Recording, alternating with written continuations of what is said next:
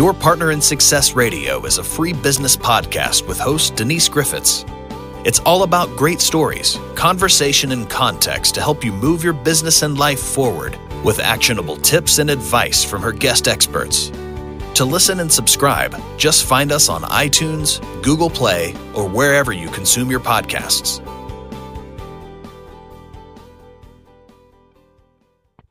Welcome to Your Partner in Success Radio. I am your host, Denise Griffitts, and this podcast is ranked in the top 2% of the most popular podcasts globally.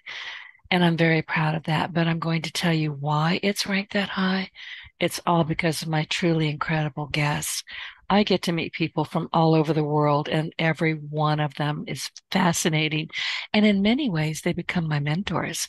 So I feel immensely fortunate to spend time with people who are at the top of their game, and they're passionate about helping you achieve your goals in both your personal and your professional lives. They don't show up here holding anything back. They're here to share the secrets of peak performance with us. And I know you'll find their insights both inspiring and actionable. So sit back, relax, and get ready to take your life and your business to the next level. And today I am really pleased to welcome Adam Bryant to the show.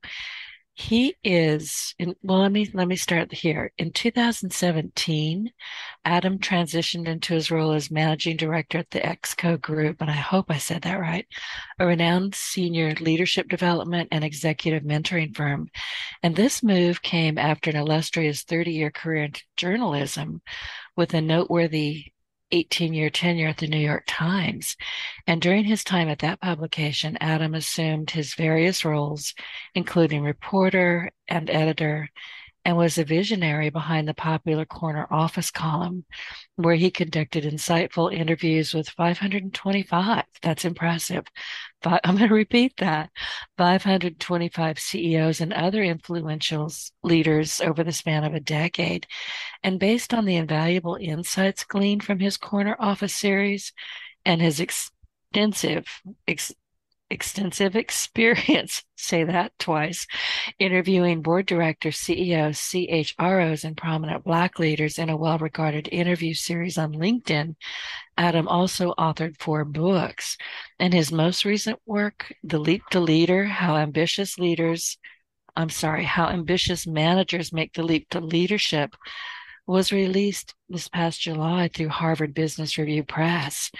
And continuing his dedication to the field of leadership, Adam authors a monthly leadership column for Strategy+Business magazine and serves as the senior advisor to the Reuben Mark Initiative for Organizational Character and Leadership at Columbia University. I'm out of breath. Adam, welcome to the show, and thank you for sending me your book, The Leap to Leader. It's in front of me as we speak. That's great. Well, thank you so much for the invitation, Denise. I'm really looking forward to this. Well, like I was telling you in the green room, you and me both, by the way, when these books land on my doorstep, I read them very quickly. I give them a quick, pass through. And then just before I'm getting ready to get on the show with you, I spend the weekend with it, which I did this past weekend. And as I mentioned, it's an easy book to read. And you wouldn't think so, just given the title, you think, oh my gosh, but it's a very easy book to read. So thank you for sending it.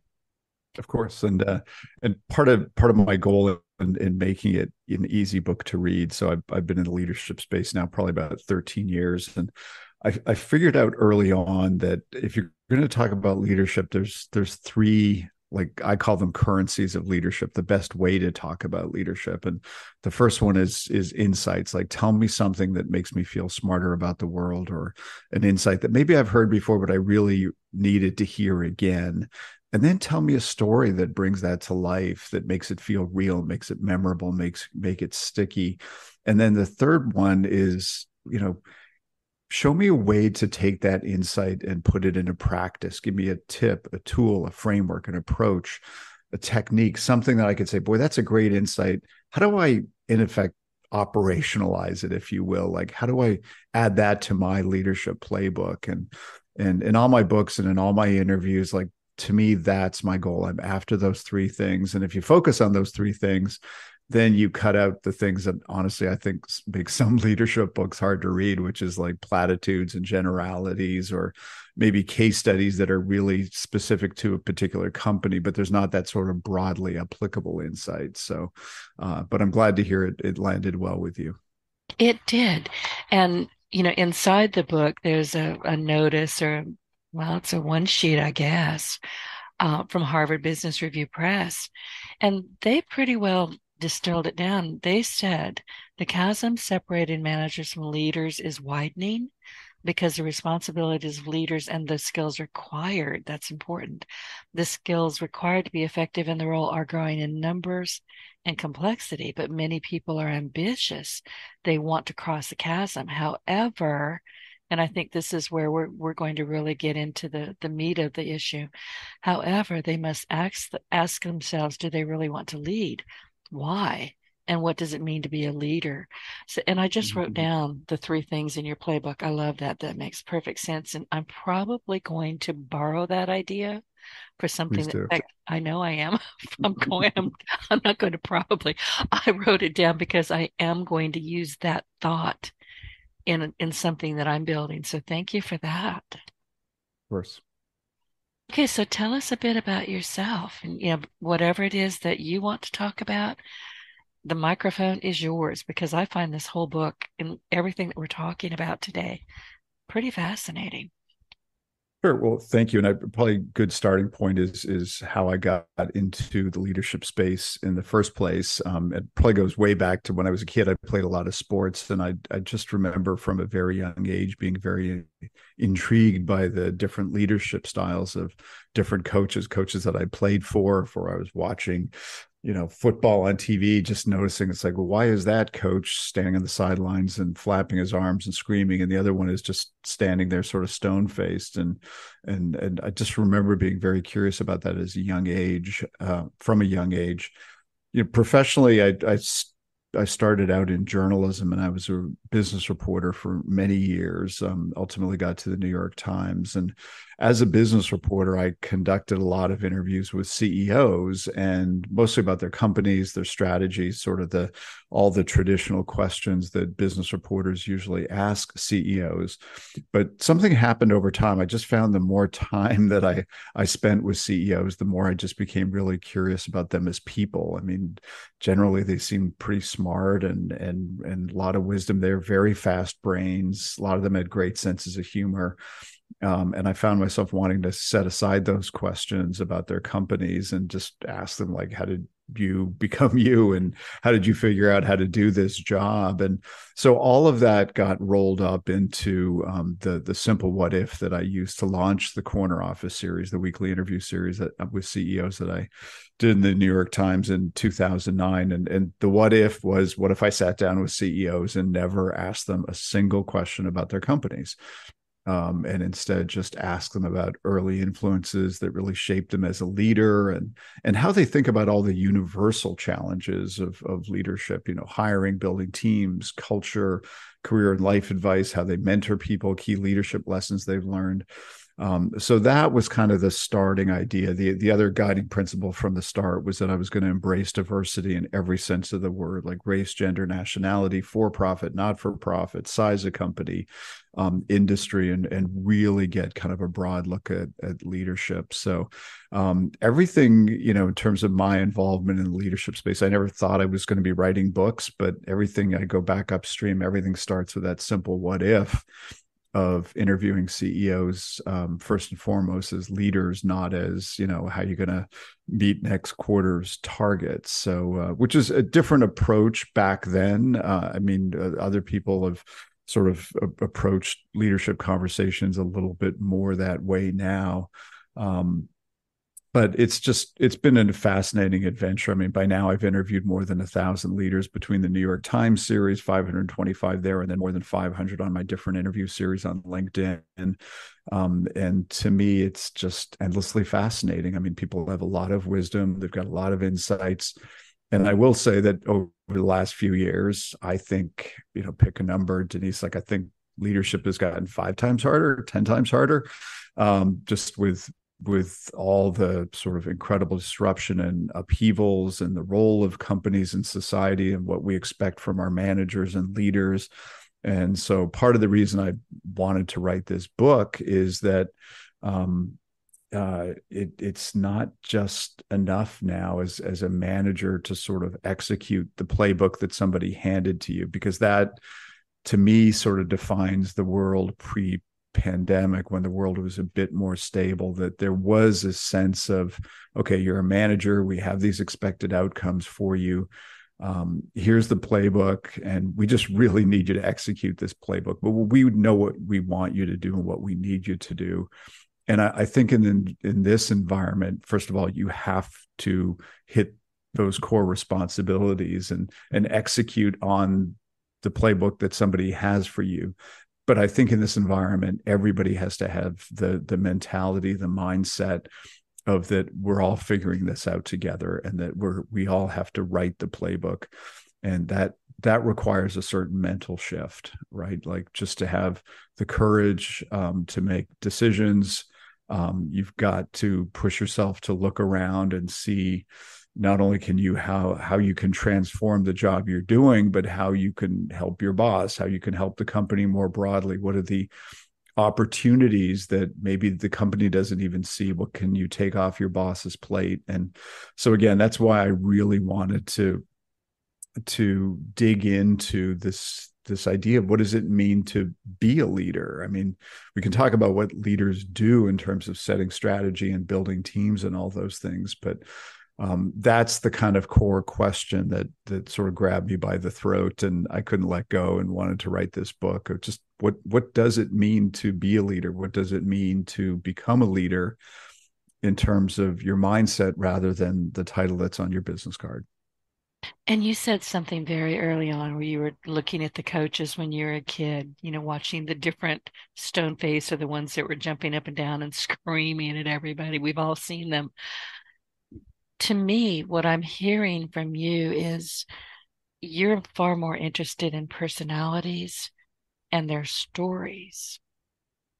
Yes, and back, I think when you started, I'm just guessing, when you started your column, storytelling wasn't a big deal then. Now everybody wants a story. They want to know more. Yeah, and I think we expect a lot more of leaders today. I mean, just in the last few years, we've been hearing a lot more about things like humanity and vulnerability and authenticity, Right. and trust, and all these qualities that we want and expect from our leaders. And we can spend a lot of time talking about each of those words and what it means, but to me, it ultimately goes to the evolution of leaders, because leadership if we go way back in time, I mean, leadership was more framed as like very much hierarchical, top down, almost militaristic. I outrank you, do what I tell you to do. And it was against that backdrop that the phrase servant leadership came up more than 50 years ago. And at that time, it felt like a departure, because no, it's not just about outranking people and wielding power and telling them what to do, but more of like, what can I do for you? And so I think there has been this evolution of leadership styles and leadership approaches, which I think is great. Because I do feel like the world is heading to what I've believed for a very long time, which is that who you are is how you lead, right? Like, there's a lot of books and articles and out there about how to lead, and there's different sort of flavors of leadership. And I think people sometimes try to figure out, it's almost like buying a suit off the rack and putting on. It's like, is this how I'm supposed to lead? And what I've always believed and continue to believe is that becoming a leader is both an external game and an internal game. And the external game is like setting strategy and all the things that you need to, in effect, do as a leader. But I think just as important is the internal work. It's how you need to be as a leader, and you really have to figure out, like, do a lot of internal excavation and reflection about your own motivations, your own values, why you're leading, all these core things that sort of it in effect sort of gets things right in your own head and frankly in your own heart for being a leader. And I think if you do that, I think you're going to show up much more authentically as a leader, because to me, one of the ways that manifests, I mean, of the 1,000+ leaders that I've interviewed, the vast majority of them have been in person, certainly the pandemic. And I have just found there is this quality that you can see in people's eyes. And I've always believed that eye contact is sort of the 5G of communication. But there's just this quality that I've seen in so many leaders. There's just this sense of calm, confidence, not arrogance, but just confidence. I know who I am. I know what I stand for. I know what I believe in. I know what I'm good at. I know what I'm bad at. And that manifests as executive presence. It manifests as gravitas. But I think that's something that anybody who aspires to be in a leadership position or is in a leadership position really needs to work on. Again, that sort of internal excavation and reflection about, your approach and why and where it comes from, so that, again, it doesn't feel like you're trying on different suits that you bought off a rack that don't quite fit. Well, and I'm going to make the leap to company culture. If you have a leader who has not done, and I love that term, I just wrote it down, internal excavation, to go from, boss corner, has a corner office and they say, just do what I tell you, nobody gets hurt. That doesn't really work when you're a leader. So once you're in that arena, if you haven't kind of prepared for it before, it occurs to me that it behooves you to start sitting down with yourself and saying, okay, what do I have that is these are my personal talking points. These are my personal values. I've got a great sense of humor. We don't see that in leaders very often. We're starting to. And I think that was a shame. We see them as people in suits that would just get up in front of a microphone and say this, that, and the other, and off they go. It's like, okay, you didn't touch me, but okay. Yeah. And I think that approach worked for a very long time, but we are living in now what I like to call the sort of double click era of leadership. And what I mean by that is that you have to be prepared as a leader for people to ask follow-up questions, right? There may have been a time where you could say, like, these are the company's values and this is our point of view on that. But now I think people are much more vocal, and employees feel like they have much more of a right not only share their opinion, but even to vote in the company and to sort of press their leaders for, with those follow-up questions. And that's why, I mean, we have seen in our work, we've heard stories of, there's so many issues in society now that are sort of working their way into the workplace. And we've heard a lot of stories about an executive running a town hall or something. And somebody will say, well, what's your position on this, whatever the big headline controversial issue is. And the leader might say, well, this is what we believe at our company, and this is why. And then the person will put up their hand again and say, I didn't ask you what the company's point of view is. I asked you what your point of view is.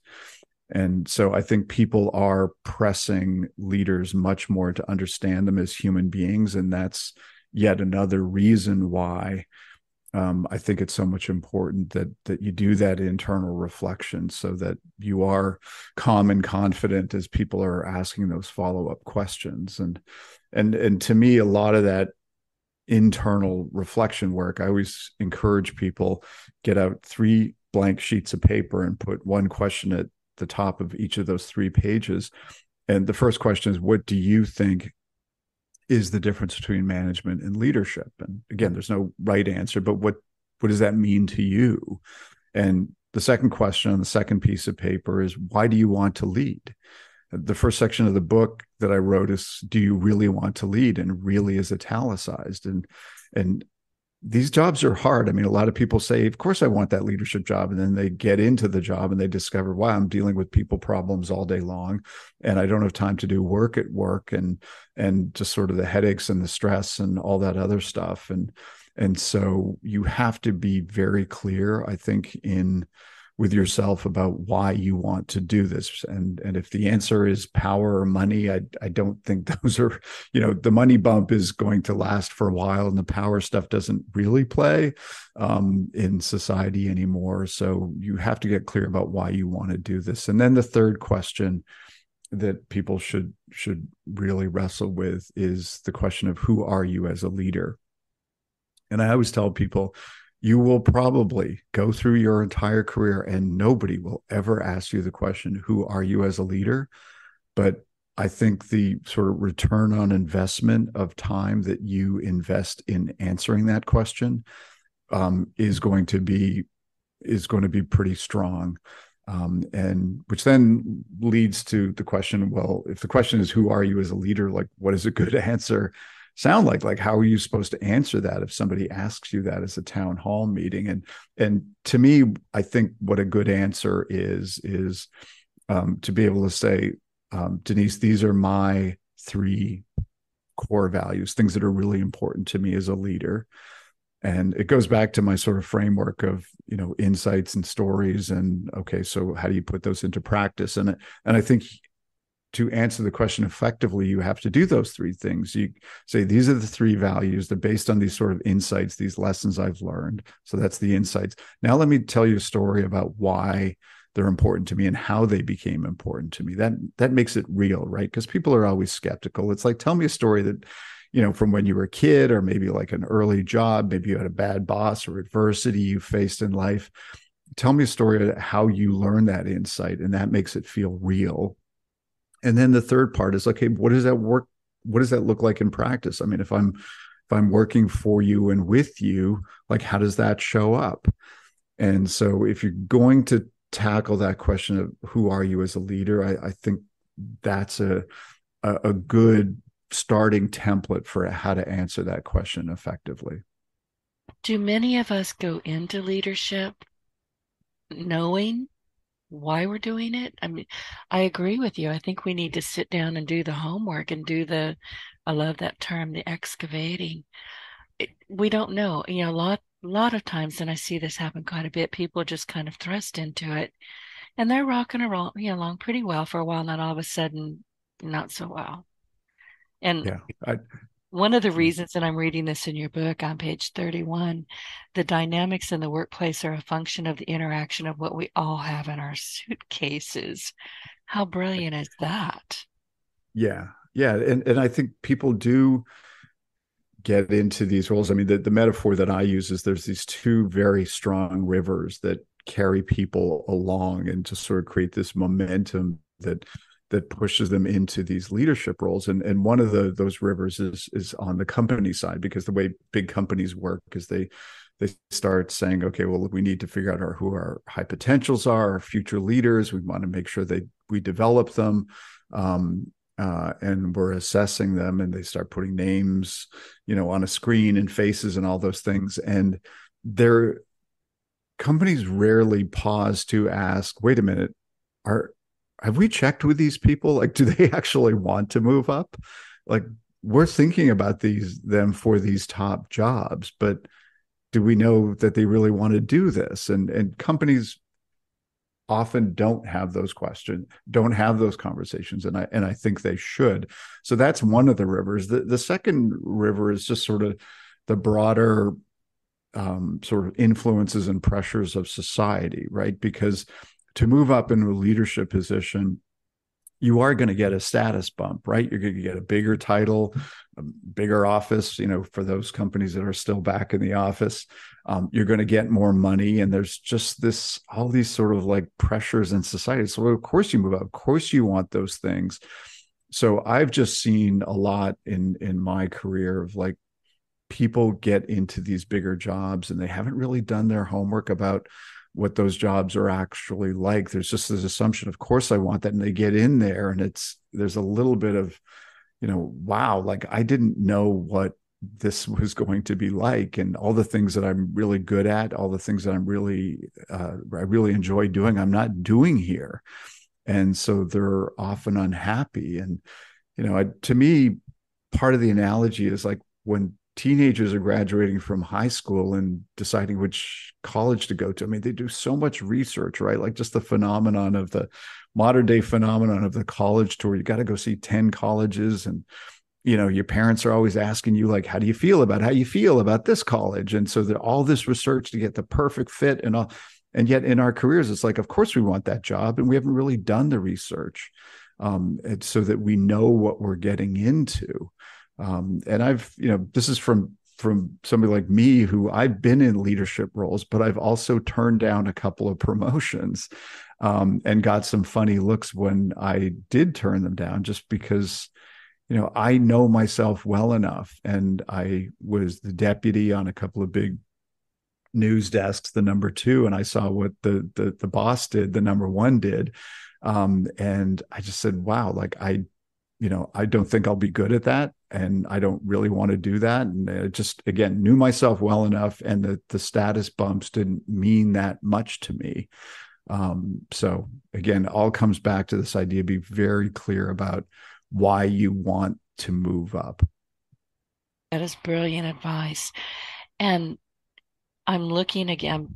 I've got stickies all over your book. It's getting fat. It's getting fatter by the day. On page 145, and you've got some terrific quotes in here from people I'm assuming that you have interviewed personally. And this one is from John Donovan. He's a former CEO of AT&T Communications. And he says, making the leap to leader requires killing your old self. I have to tell you, Adam, that one made me gulp. That made my stomach hurt, actually. Why?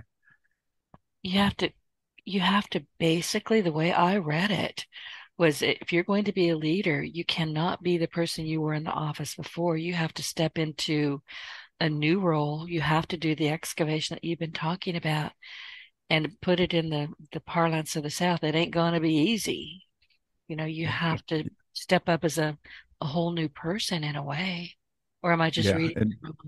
No, that's exactly right. And I think a lot of people need to understand that it is a completely different job, what John is saying there. And very often you do get promoted because you're really good at maybe the individual contributor role that you had beforehand. And now you're suddenly managing a team, or you go from managing a team of 10 to 500 or whatever. And each one of those jobs is completely different jobs. So there has to be that level of awareness and humility. It's like, okay, full reset. I am doing a new job, rather than just relying on the things that I've done in the past. Because as human beings, like when we're under stress, we tend to go back to the things that we know. And usually those are our comfort zones. Those are the things that we're good at.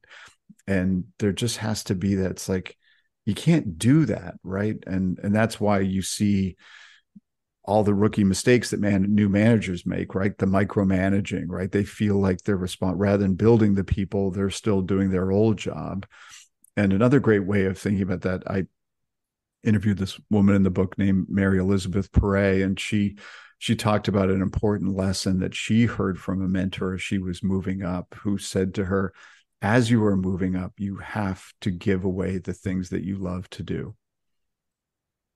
And because if you are going to scale yourself, and to me, like, that is such a great insight, like all those things that you're really good at, that you really love to do, you have to give those away.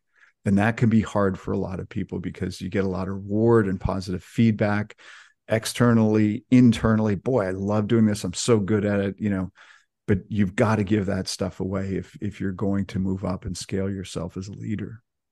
So I'm assuming that's a mental trap that leaders fall into. How do you avoid that? Well, I think everything starts with self-awareness. To me, it's just being aware of the phenomenon, because I think it's very hard for people to step outside themselves. And that's why I believe so passionately in the power of just like a great leadership insight, like just to have somebody tell you, if you're going to scale yourself as a leader, you've got to give away the things that you love to do and that you're really good at. And if you're listening, right, if you're curious, if you're trying to improve as a leader, that insight alone will make you aware of the trap. right? Because the trap is to do the opposite, to hold on to the things that you love to do and that you should be giving away and delegating to others. So I'm, I've just from interviewing more than 1,000 of these leaders, I'm kind of an insight junkie, right? Like and I love a great story, and just those little insights that, sometimes it's just a phrase, sometimes it's just one sentence, but there's just so much packed into that. And so if you get the insight, the opposite of the insight is a trap, right? That's a blind spot. So to me, a lot of it starts with that, and then being brutally honest with yourself about whether that's a challenge for you or not. And I love these quotes. I mean, I actually, when I read it again this weekend, I caught myself flipping through it and looking for the quotes because they're easy to find. And I'm like, ooh, like that one. And I would put I will not mark up a book. It's just against my religion. I can't do it. Sticky notes, those are acceptable. But this is one Exactly. that I really love, and it's by Ruth Simmons, and she's a former president of Prairie View A&M University. And I love this. You have to be open and alert at every turn to the possibility that you're about to learn the most important lesson of your life. And I think that should be a daily mantra. Yeah. Yeah.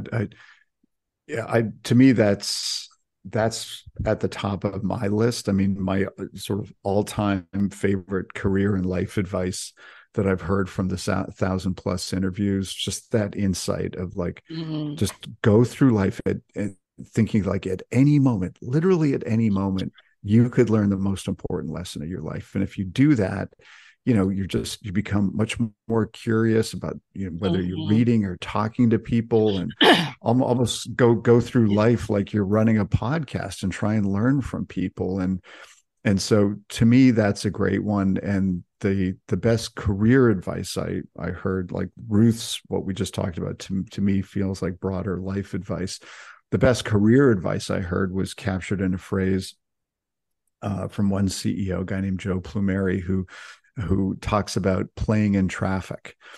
And what he means by that is just get out there, just go do stuff, meet people, get involved, and good things will happen. Show energy, reach out to people, try and make those connections, and things will happen. And I just think that's so true. And I think we need constant reminders of that, because with the pandemic and a lot of people working at home, and I totally get the benefits from work from home and all that, but you have to remember that if for the people who are listening or in their 20s or early 30s or still early on in their career, what I often tell people is that when you're starting out, people often have very detailed career plans, right? Like, by this age, I want to have this title, I want to be making this much money, and they've got this great plan set out for the next 10 years. But when you get more to my age, with a 6 in front of the number, you look back and you realize that your career path is going to be determined much more by the relationships that you build, with colleagues that you work with bosses that you really click with, and your great team, and they go to a new job, a new company, they want you with them. Like, that is going to determine your career path. To me, much more than the plans you make. And so going back to this advice of play in traffic, like, always be looking for opportunities to build authentic relationships with new people. And I say that to make a distinction between sort of like everyday networking, where you're just like connecting with people on LinkedIn, or, trading business cards at a conference or things like that. Is you've got to really invest the time to build authentic relationships with people. Well, and that happens, and and I just scooted right past it. I meant to keep a note, but at some point in the book, you talk about where your peers need to be your cheerleaders.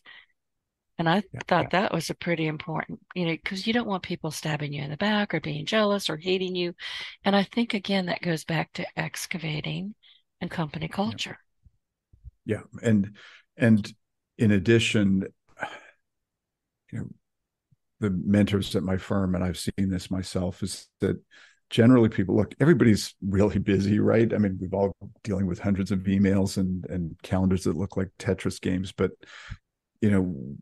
with all that sort of time management challenge, I think people respond to it by focusing their energies in two directions generally. So if they're a manager or leader, they're focusing their energy up, right? They got to manage their bosses, and you got to do that for all the obvious reasons. And you got to manage south to like manage your team, your direct reports.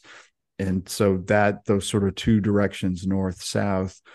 But because of that, people often forget the east-west relationships, those peer relationships, people on your team. And a lot of people serve on a lot of teams, right? Those committees and different things. And you have to realize that, those people are more than anybody else are going to determine whether you get the promotion and whether you're going to succeed when you get the promotion, because you do need those people to be your cheerleaders. You do need those people to think, if they get that promotion, then that's going to be a win for me too, because they help me, they believe in me, they're going to lift the whole organization.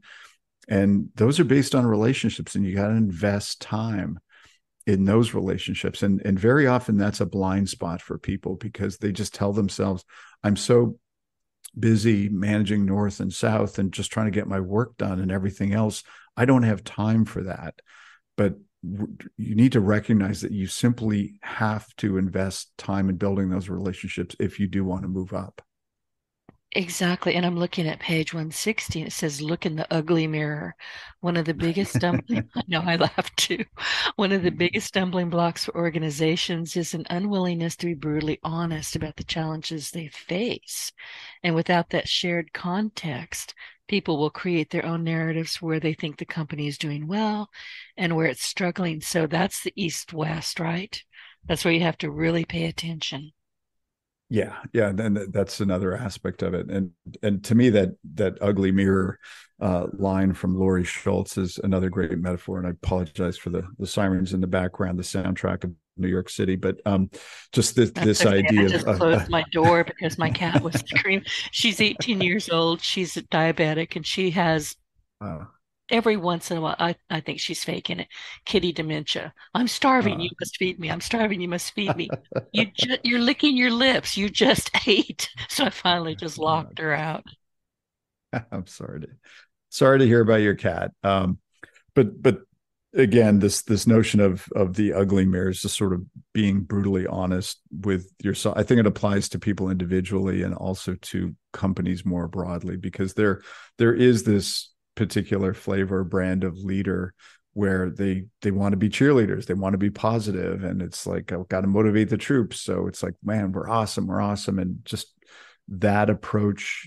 There are those moments where you say, you need to be brutally honest, say, look, these are challenges for us. We have some competitors who are doing better than us at this, and if we don't transform ourselves and fix that, then we're going to get left behind. And just that, having that sort of clear, tough, look in the mirror conversation with the company is so important for leadership, because every company is in some stage of transformation, but people don't like change. So you have to create the reasons why you need to change. And because if you don't have that and say, hey, everybody, this is what we're good at, this is what we need to get better at, and if we don't do that, status quo is not an option for these reasons.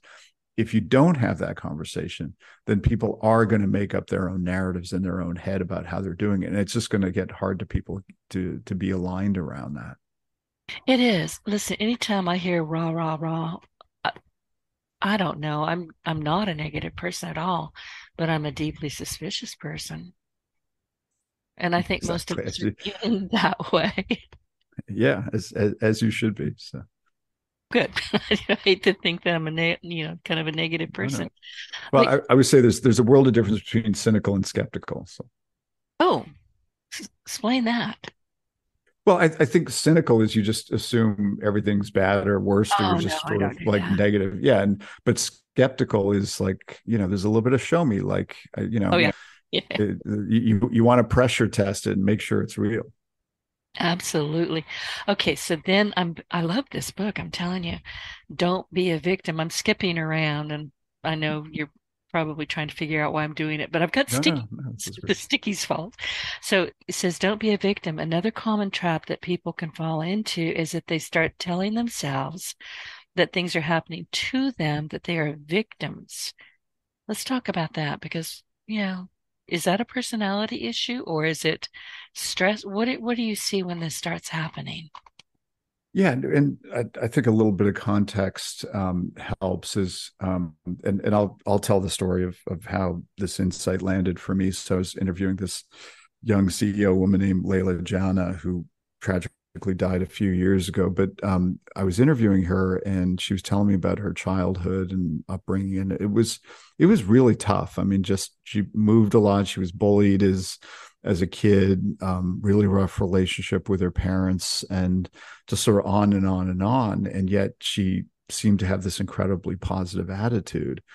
And so at one point I just asked her, I said, Layla, you seem to have this really positive attitude. Where does that come from? And she said, um, 5 words that I've never forgotten. She said, reality is just source material. And what A that favor, means is like, yeah, Adam, what that repeat go, repeat that because I think it's important that people sure. hear that again. Yeah, yeah. So the 5 words she shared with me were reality is just source material. And what she means by that is like we are all going through experiences in our lives, right? And we tend to assume that what we think about those experiences is reality. And her point is like you need to be able to stand outside yourself and realize that you are telling yourself a story. We are all telling ourselves stories about our experiences, right? In the same way that people write history books and kind of pick and choose about how to frame, what data points, or your, film editors, they cut a movie, they've got all this film, but they're editing a certain way to tell the story. You need to recognize that you're doing that, and we are all doing it. I'm doing it too. We are all doing that for ourselves. And so once you say, okay, I get that, I think it's easier for you to stand outside yourself and then spot traps that people fall into. And I think one of the stories that people tell themselves is that they're a victim, right? Stuff happens to them or rather than for them, as the expression goes. And I think one of the ways that I've really come to understand this too, I've interviewed hundreds of entrepreneurs. I mean, leaders of all kinds, but hundreds of entrepreneurs. And I do think that entrepreneurs are wired a little differently than most of us. And the key way is that they generally don't dwell on bad news very long. It's sort of like something happens, they're facing a headwind, and they immediately go to like, what is the opportunity here? What's plan B, C, and D? They just don't dwell on, wow, man, something just really bad happened to us. It just happened to me. It's like, okay, that happened. Let's move on. How do we fix this? What's plan B? And so that victim narrative, just have to be very mindful of that. Another trap that people can fall into is the fairness. It's a close cousin of a victim, right? Like something happens that you say that's not fair. It's like, well, what is fairness, right? Like the world doesn't get up in the morning and decide to be unfair to you. You're just processing it as seemingly unfair. So again, so much of what I've tried to provide in the book is those insights, those frameworks, but just a lot of them are designed to sort of help people get outside themselves so that in effect they can coach themselves, they can mentor themselves. It's like, okay, is that a productive way to think? Why are you thinking that? What do you need to do to make this jump? What are the traps you're falling into that maybe you just got a promotion, but you're not giving away those things that you really like to do, so you're falling into that trap of being still wanting to be an individual contributor even though you're now responsible for a team of 10 people. And that makes sense. And I'm going to jump a little bit more, learn the art of horn tooting. That was a difficult one for me. Because, especially as girls, we're told, Don't let the boys know you're smarter than them. My father was one of those. So you're supposed to be seen, not heard.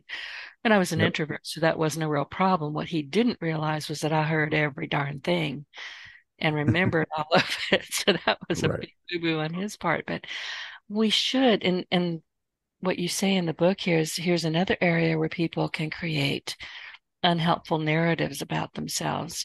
They may take pride in saying, I don't like to brag. When I hear that, by the way, my spidey sense goes up. And it feels too political to take credit for my ideas. I let my work speak for itself. And you say that the impulses are admirable but unhelpful. So let's talk a bit about that. Yeah, and everything's a balancing act, right? And we've seen, or maybe we've lived these ourselves of the two extremes. So, I like that expression in workplaces. There are workhorses and show ponies, right? Like the workhorses are like put my head down, I'm just going to get the work done, and their show ponies are always grandstanding and looking for credit and telling people everything they did.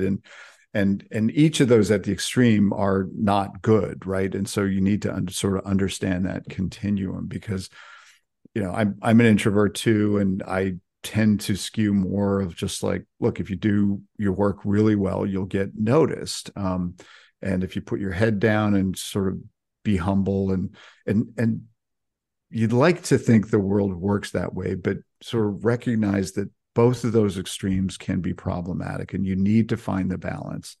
So that if you are a workhorse and think my work should speak for itself, it doesn't always. And you need to get comfortable advocating for yourself, not in a show pony kind of way where you're running around taking credit for stuff and saying, look what I did, look what I did. But at those key moments when you're talking with your boss about, what you want to do, or maybe asking for a raise, things like that, that you are comfortable where, say, like the team did this and we had a really good year. We started out the year, these were our three big goals, and we accomplished them, and this is how, and this is why, and give a lot of credit to the team. And by doing that, it's sort of signaling like, yes, you are giving credit to the team, but you led the team. So you are going to get that sort of broader halo of leadership. And again, a lot of it is just sort of avoiding those sort of problematic narratives that people sometimes get caught in, where it's just like, I don't want to cause any trouble. I don't want to be seen as difficult. I will get my rewards. And, if I just put my head down, and you'd like to think the world works that way. Sometimes it does, but you just can't assume. So you have to get comfortable advocating for yourself in ways that don't feel like really uncomfortable. That's actually very helpful. And I just scribbled that down too. Listen, your book's been out there for a while. I've had it for a while. What kind of feedback are you getting? What kind of questions are you getting from people who have read it and said, "Oh," or comments? What's Yeah. going on with the book? Yeah, the feedback's been great, and I do think timing is everything. I mean, I started working on this book probably 2.5 years ago, and but the world has gotten more complicated, and I think all big companies, and even medium-sized and small companies, they're all saying the same thing, which is that we need our managers to step up more as leaders. But I think a lot of the conversations and the stuff that's really resonating, Denise, is around these big notions of authenticity and humanity and vulnerability. And of all the talks that I do and have done based on the book, probably the most popular one, the one that feels like it resonates the most with the moment we're in, is just this idea of like, who are you as a leader? Right. And first of all, keying people into this idea, like, you may not ever get asked that question, but you should know the answer to the question. And this is what good looks like and sounds like in terms of how to answer that question. And that's something that people really, I find, are gravitating to a lot. Well, that makes sense because we don't know what we don't know. I mean, just as a wild, for instance, I'm known as a nerd in stilettos. I have a computer science degree. Nobody cares about it but me because I had to pay for it. But I am Right. and I have a closet that looks like Nordstrom's threw up in there. So There you have it. But one of my podcast guests many years ago, is probably well over 10 years ago now, asked me, well, Denise, what is it that you do? Which is something I'm not asked very often. And it showed because I didn't know what to tell him. And I said, well, I build websites. I have a small, digital marketing agency. I'm a cat herder and I have a closet full of stilettos. I guess I'm a nerd in stilettos. And he said, say that again. I said, and fortunately, I had just said it, so I remembered what I had said. And I Right. repeated it. He said, call me when this is over. I said, well, I always do to tell you thank you, but I'll certainly call you. I called him and he gave me a right talking to. He really did. He said, I don't understand why you are not branding yourself as a nerd in stilettos. Listen, when the PR publicist for the Academy Awards tells you to do something, you do it. Yeah, of course. But I didn't know. I had no idea. So we don't, Yeah. my point is, we don't know what we don't know. So the advice you're giving, I think, is the best of the hour that we've spent so far. Yeah, and just one point to underscore on that, I think one of the many, many reasons why it's important is that I do think the best bosses are predictable, not predictable in the sense I know exactly what you're going to say at every moment, but that your behaviors are predictable. Because if you look at the other side and say, okay, look, there's 100 different flavors of bad bosses, right? And most of us have probably lived through that scar tissue. But I think one of the flavors of bad boss is like when they come in the morning, it's like, well, what mood are they in today? Right. And that can be exhausting because you're spending a lot of energy just watching them out of your corner of your eye instead of focusing on the work. Similarly, another flavor of bad boss is somebody who says, look, these are the values that are really important to me. And they say all the right things, but then when they get under stress, when they get under pressure, you see them behaving in ways that it's clear that they've kind of said to themselves, I'm just going to put my values in this parking lot over here, and then I'll pick them up on the way back. Or when we get out of this mess. And that's when you go, okay, you've just sent me very clear signals that those aren't your values, right? Because your personal values should be in effect like, these are the hills I'm going to die on, right? Like, regardless of what happens, regardless of any situation, these things are values and behaviors that you can expect from me, and you understand why they're important for me. And I'm just not going to cross those lines. And I think if you can do that as a leader, you're in effect making kind of a social contract with your team. And you're just saying, like, this is what you can rely on from me. And if you do that in a way where you're telling the stories about how you learn those lessons and all that, like, I generally find when you asking people and trying to understand people, I often go back, like, tell me about those early years. Like, what were you doing outside of school? How have your parents influenced you? What adversity did you face early on? And if people are open and they tell stories, like, there is this moment that I find happens with people. It's almost like unlocking a safe where the tumblers just line up. It's like somebody tells you something about themselves. You go, now I got you. Like, I understand who you are. I feel like I know you as a human being first and foremost, and not just a colleague. And when you can have those moments, that builds trust. And so I think the key to leadership is it's around these ideas of authenticity and trust, because you're just not going to follow people who you don't believe in, who you don't find them to be predictable and reliable, and who you don't trust. And there's another great quote in here from Reuben Mark. He's a former CEO of Colgate Palmolive. There's no question that you're being studied at every moment. It's the little things that matter.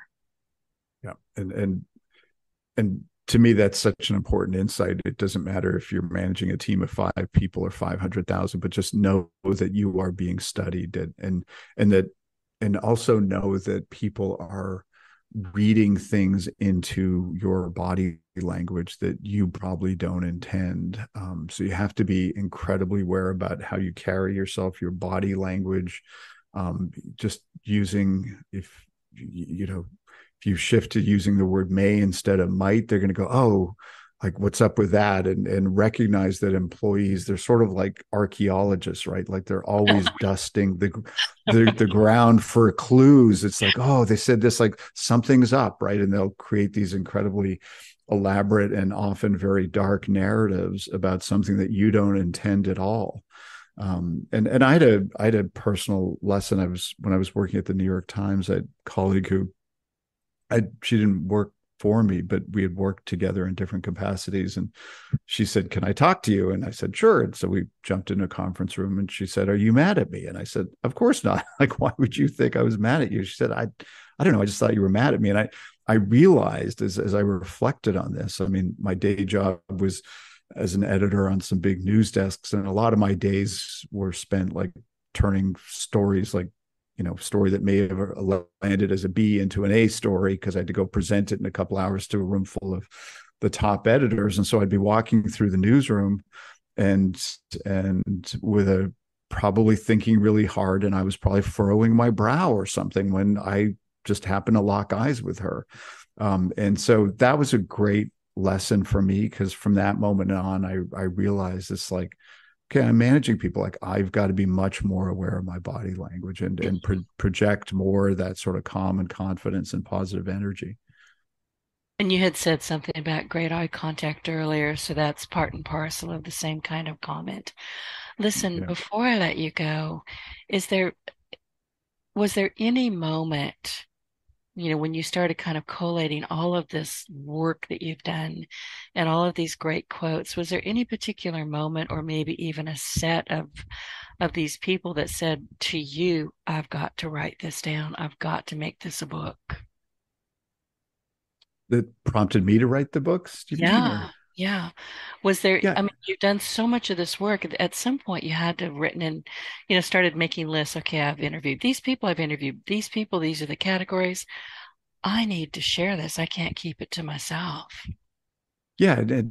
At some point, like, I started seeing patterns, but I've written 4 books now, and the way I write books, everybody's got their own approach. Is that underneath the hood of each of the 4 books is a very simple question that I didn't know the answer to. And I felt like I needed to write the book to not only answer for myself, but I thought that people would benefit from me both asking and answering the question.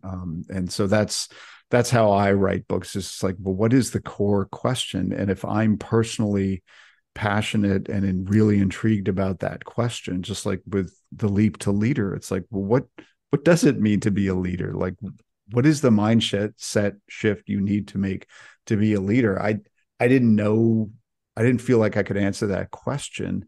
But I knew that the answers were in my 1,000+ interviews, and that if I reread them all, and with a stack of index cards that I use, very old school, I know, but I do too. that I I have would, all over the place.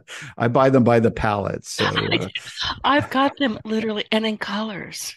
oh, Colors there you are go. important, so I Well, know what's this project for. And I have to tell you this because I'm a nerd. When I've gotten through it in an index card, and I don't load them up, it's only one or two, three, maybe three things on it if it's a busy day. But depending on what's going on, once I've crossed everything off, I fire up my shredder and I shred it. It's very oh, cathartic. nice. Nice. Just tearing them up Well, and tossing them is not the same.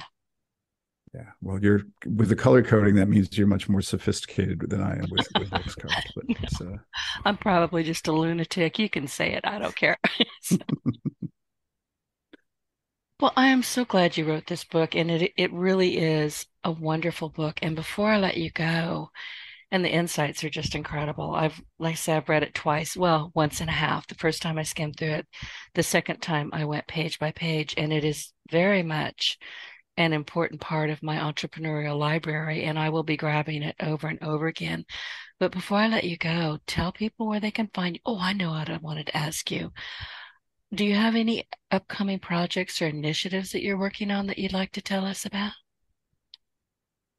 in all honesty, Denise, I've written 2 books in the last 4 years, and I'm taking a little bit of a break from writing books. But our firm, the ExCo Group, leadership development firm. I mean, we're growing quickly, and a little project that I'm working on now is we have 85 mentors on our team. They're all former CEOs or global business leaders, and I've interviewed them a lot before, but I'm going back and starting a new interview series with each of them, and essentially asking them two questions, like, what are the two most important leadership lessons you've learned personally, and how did you learn them? And what are the two most common pieces of advice that you give people when you're mentoring them? And to me, it's sort of like a very tightly focused interview, but everything is about, again, tell me like those insights and stories. And that is so important. So Adam, where can people find you?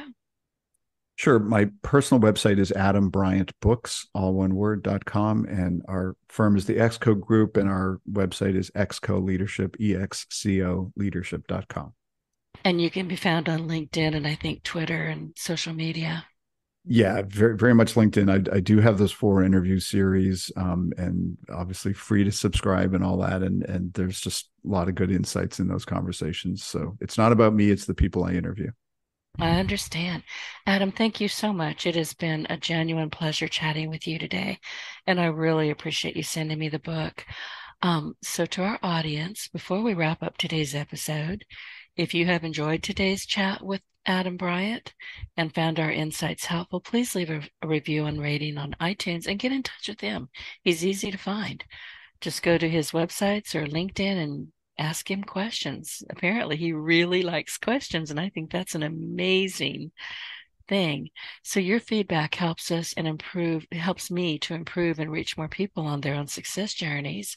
So don't forget to hit that subscribe button, leave a review, and share your Partner in Success Radio with your friends and your colleagues.